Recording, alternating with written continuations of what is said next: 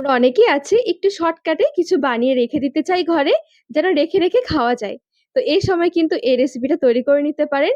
একদম মিষ্টি জাতীয় একটা জিনিস, ঘরে কোনো অতিথিও আসলে হঠাৎ করে তাও দিতে পারবেন। দারুণ লাগে খেতে, একটা খাওয়ার পর দেখবেন মনে হবে আরো একটা খায়। নমস্কার বন্ধুরা, নতুন একটা পর্ব দেখার জন্য আপনাদের সকলকে স্বাগত জানাই। আজকে ভিন্ন স্বাদের পুরো মুখে লেগে থাকার মতন একটা নাড়ুর রেসিপি শেয়ার করব। এই নাড়ু বানিয়ে রেখে দিতে পারেন, যখন খুশি তখন রেখে রেখে খাওয়া যায়, আর খেতেও দারুণ লাগে। চলুন, আশা করছি আজকের এই নাড়ুর রেসিপি অনেক ভালো লাগবে। কাপ মেপে 1 কাপ নিয়ে নিয়েছি সুজি। নিয়েছি এখানে 1 কাপ চানা বেসন। বেসনটা ডাইরেক্ট দেব না, বেসনটা একটু চালনিতে চেলে তারপরে দেব।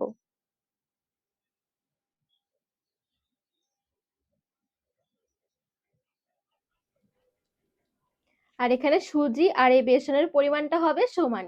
1 কাপ সুজি 1 কাপ বেসন। আপনারা চাইলে কিন্তু আরো কমও নিতে পারেন, হাফ কাপও নিতে পারেন।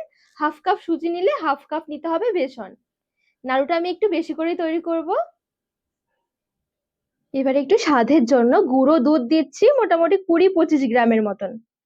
একদম সামান্য একটু লবণ। একটু ভালো করে মিশিয়ে নেব।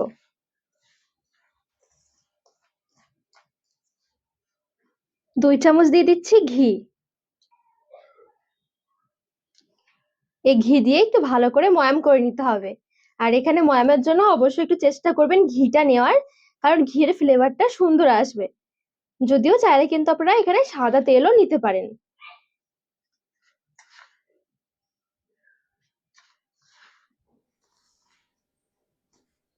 এ দেখুন, সুন্দর করে এখানে আমি একটু ময়াম দিয়ে নিয়েছি।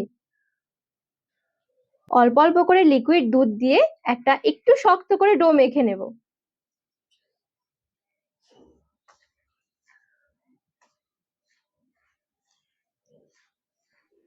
দুধ একবারে না দিয়ে অল্প অল্প করে দিয়ে মেখে নিতে হবে।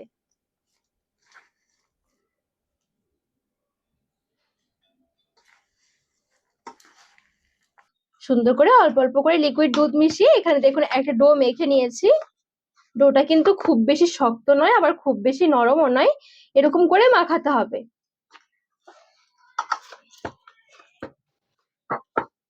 এবার এই ডো থেকে আমি 3 ভাগে ভাগ করে নিচ্ছি।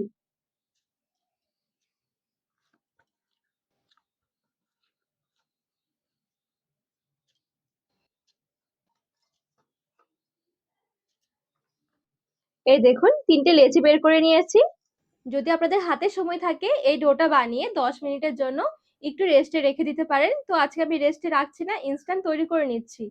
3টে লেচি থেকে একটা লেচি চাকিতে নিয়ে নিচ্ছি, আর 2টো লেচি ঢাকা দিয়ে একটু সাইডে সরিয়ে রাখছি।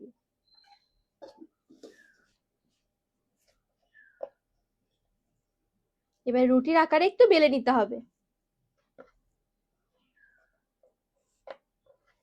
তো এই দেখুন সুন্দর করে এখানে রুটিটা বেলে নিয়েছি। খুব বেশি যে পাতলা এমনটাও নয়, আবার খুব বেশি মোটা এমনটাও নয়। থালায় অল্প একটু সুজি ছড়িয়ে নিচ্ছি। সেম ভাবে আমি আরো একটা লেচি নিয়ে একই ভাবে বেলে নেব।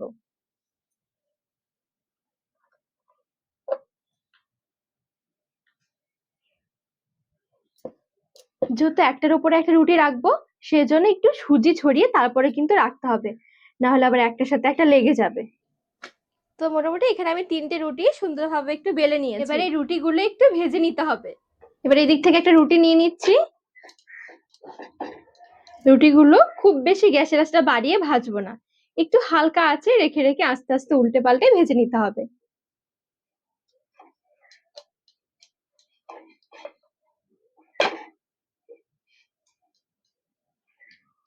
একটু সামান্য ঘি দিয়ে ভাজবো,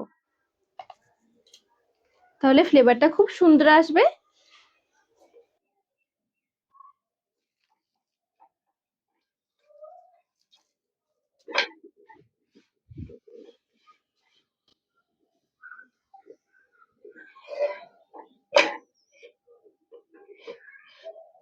রুটিগুলো হালকা আছে একটু ভালো করে ভেজে নিতে হবে, যেন ভেতরে কাঁচা না থাকে।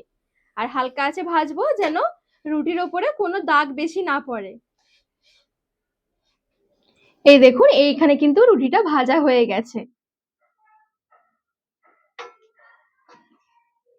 ঠিক এইভাবে করেই রুটি 3টে ভেজে নেব।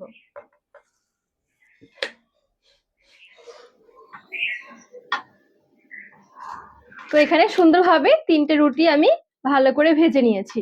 রুটিগুলো এদিকে একটু ঠান্ডা হতে থাক, আর এদিকে আমি একটু গুড়ের রস তৈরি করে নেব। এখানে নিয়েছি হাফ কাপ আখের গুড়। আখের গুড়ের পরিবর্তে আপনারা চিনিও নিতে পারেন। এই কাপ মেপেই হাফ কাপ দিয়ে দিচ্ছি জল।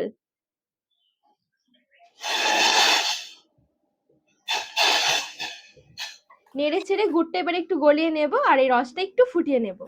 গুড়টা গলে যাওয়ার পর আমি একদম 1 মিনিটের জন্য একটু রসটা ফুটিয়ে নিয়েছি। এবার আঁচ বন্ধ করে দেব। খুব বেশি এখানে রসটা ঘন করা যাবে না, একটু পাতলা করেই বানাতে হবে। আর এদিকে যে আমি রুটিগুলো বানিয়ে রেখেছিলাম, রুটিগুলো ভালোভাবে এখন ঠান্ডা হয়ে গেছে। আর রুটিগুলোকে ঠিক এভাবে করে একটু ভেঙে নেব।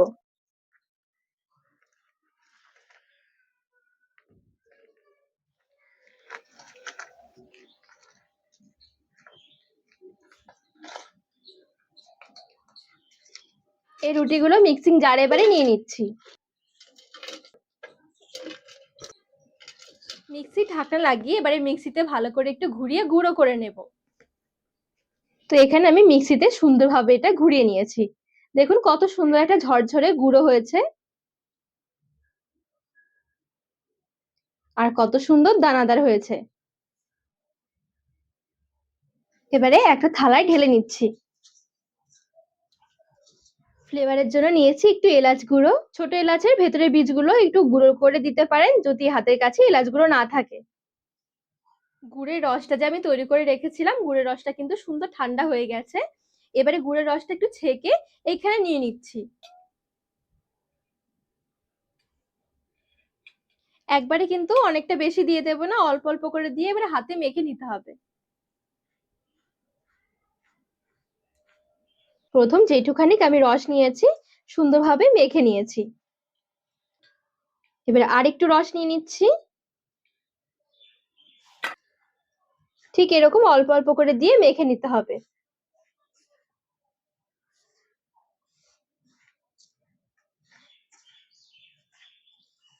এখানে চাইলে কিন্তু আপনারা একটু ড্রাই ফ্রুটস কুচিয়ে দিতে পারেন। আজকে আমি নর্মাল ভাবে তৈরি করছি। আর কিছুক্ষণ যখন মাখা হয়ে যাবে এভাবে করে হাতে ধরে একটু চেক করে নিতে হবে। যদি মনে হচ্ছে যে এরকম চেপে চেপে নাড়ু বাঁধা যাচ্ছে, তার মানে বুঝতে হবে যে এখানে মাখা হয়ে গেছে, আর গুড়ের রসের দরকার হবে না। এবার একটু ছোট ছোট করে আমি নাড়ুগুলো তৈরি করে নেব।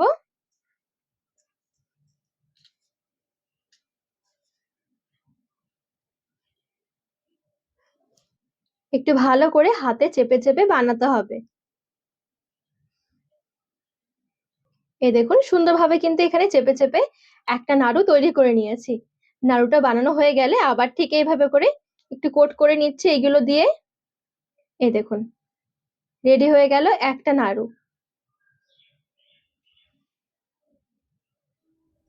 তো বাকি নাড়ুগুলো ঠিক এভাবে করে তৈরি করে নিচ্ছি। একবার হলো কিন্তু বাড়িতে এই নাড়ুটা এভাবে করে বানিয়ে দেখবেন, খেতে কিন্তু দুর্দান্ত লাগে। আর এই নাড়ুটা বানিয়ে রেখে দেবেন একটা বয়ামে ভরে, অনেকদিন রেখে রেখে খেতে পারবেন, নষ্ট হবে না এটা সহজে। তো এখানে দেখুন সবগুলো নাড়ু সুন্দরভাবে আমি তৈরি করে নিয়েছি। দেখুন প্লেটে সাজিয়ে নেওয়ার পর নাড়ুগুলো দেখতে কি দারুণ দেখাচ্ছে। মুখে দিতে একদম মিশে যাবে দানাদার নাড়ু।